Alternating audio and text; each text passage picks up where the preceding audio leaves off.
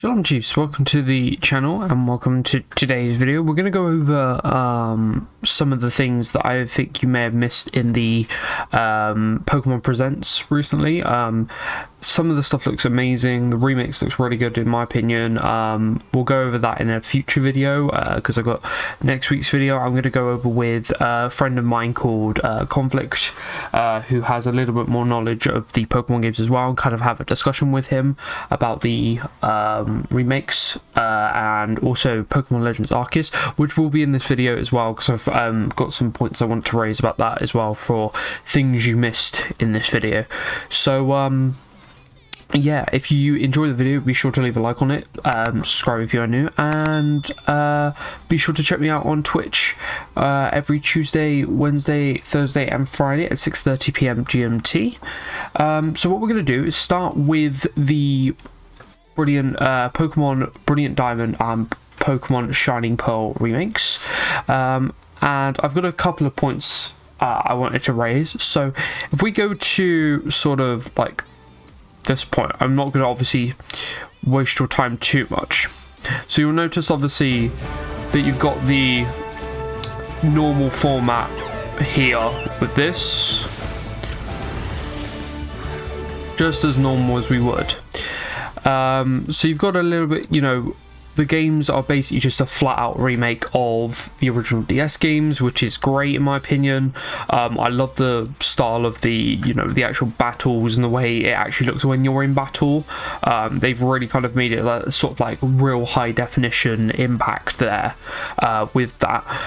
One thing I did want to point out was that I think it was at around the sort of like around here.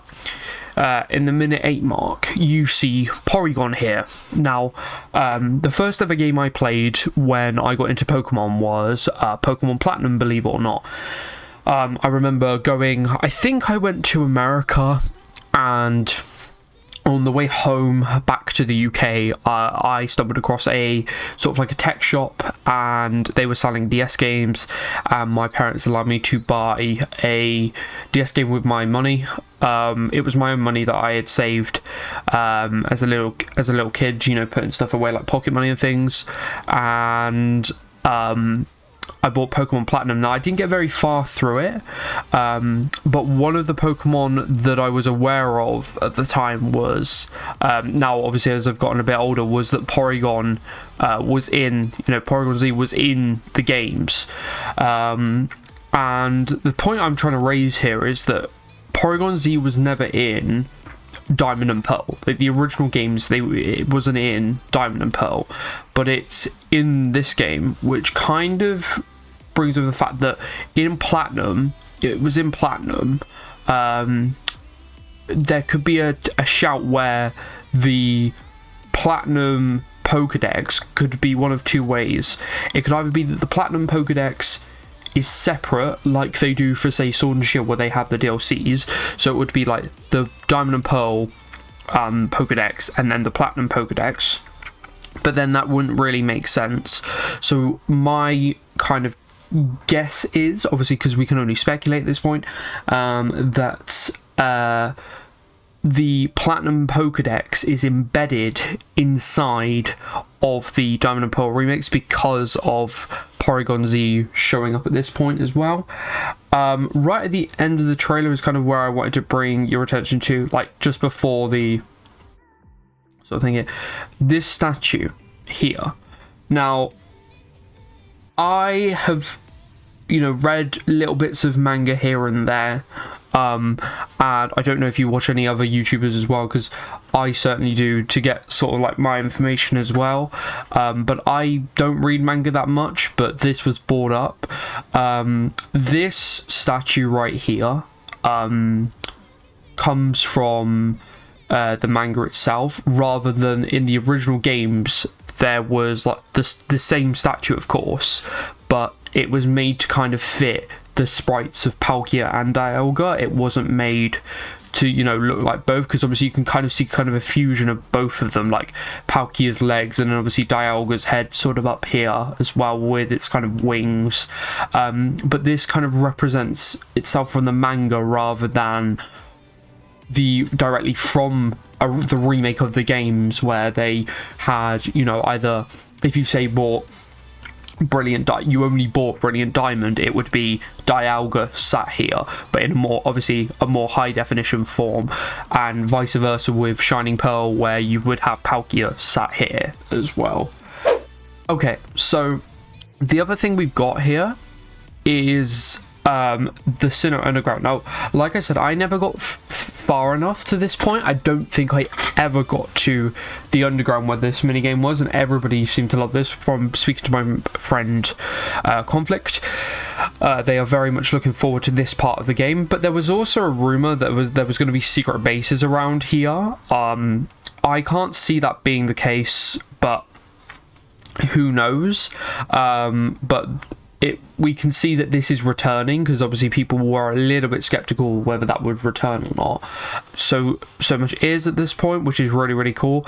I'm certainly looking forward to it, because obviously with how much we do on the Twitch channel with Pokemon Sword and Shield, I'm very much looking forward to kind of exploring the entirety of this game, and kind of seeing what the buzz was with this underground area here. Okay, I think that was it for the Diamond Pearl route. So what I will do is change trailers quick, and then we will go on to Pokemon Legends Arceus, which I have some points to raise about that, but I kind of want to skip over those for next week's video when I talk to Conflict on the channel. But I will be right back with that trailer. Right, I've returned with the Pokemon Legends Arceus trailer. The first point I wanted to make was right at the start here. There's also a point about these Pokeballs, which I could do right here as well, to be fair. But due to the timeline of all of these, like where this is set and things, like this is obviously set before the Sinnoh, region was kind of really set in its place, which would be, like having the Pokedex established and everything like that. But you'll notice that the red book that opens here, there is also a pink book and a blue book, almost like a turquoise book there. That could represent that there could be more things to come within the main story. So the whole point of the story is that you're building Sinnoh's first Pokedex, and obviously you have to really go out and understand. You're almost in a way kind of like a trainer or like a hunter / professor, where you go out and kind of learn how the Pokemon adapt in the wild area. And it could also be about the fact that this story kind of revolves around the, Arceus, but this one could be for, say, Kyurem or, anybody else from the Gen 5 sort of era, or it could be Giratina or, any other legends that are around this sort of gen as well. Could be, anything else, but it could mean DLC is kind of what I'm getting at from the main point. So that could be really interesting. It's really interesting about these Pokeballs as well, because they show that, it comes from that different time period, because obviously there's wood on the bottom. They've got kind of like a lock, almost like a lock on a chest would have. And as well, it was pointed out from another video that I watched that the top here allows for steam to rise. So when it kind of flashes with, I don't know, stars or something, when the Pokemon is caught and it does that sort of like final knockdown, and then it kind of goes sort of like a bursting of stars. The steam comes out the top. I couldn't remember from the trailer myself if there was a flash on the start, but due to this lock, I think it just comes out the top with the steam there as well. So that's pretty cool. Okay, so the other point that we need to raise, and I've kind of put it on this shot here, this player is going out to catch the Shanks, for instance, is the fact that you've got the potential of fossil Pokemon. So obviously in the game you'd have things like Bastiodon in Gen 4 specifically, that you would usually get through the means of, there would be a fossil, obviously you take it to the machine and it would give you the Pokemon. But because this is really far back in time, there's a potential that the fossil Pokemon, whoever that may be, because it seems to come from a lot of different gens as well. There could be a potential of those fossil Pokemon being around, as in they're not extinct, they're not fossils anymore, they're not really old, so they could be just wandering this wilderness area as well, which could be really, really interesting, and I'm quite open to that as well, because it does seem like it's very much, you know, like just going out and hunting the Pokemon rather than battling them to catch them. You kind of almost just battle them. I mean, there are functionalities that you probably could go out and catch them, but this whole new kind of catching technique here is really, really interesting. But yeah, the fossil Pokemon could be out and about, but who knows with that there. Okay, so the other point I wanted to raise was the Pokemon here, which are Cinderquil from Gen 2, Rowlet from Gen 7, and Oshawott from Gen 5.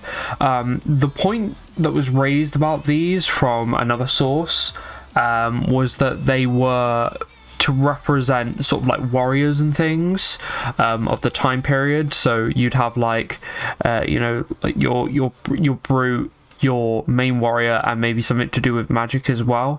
Obviously I don't know which one is supposed to be which, but that's kind of the order I kind of guess, because obviously the way that Oshawott uses its razor shell is it takes the shell off of its body here and obviously uses that for a sword, but that was pointed out for the time period that they kind of fit that sort of you know, that kind of style the best.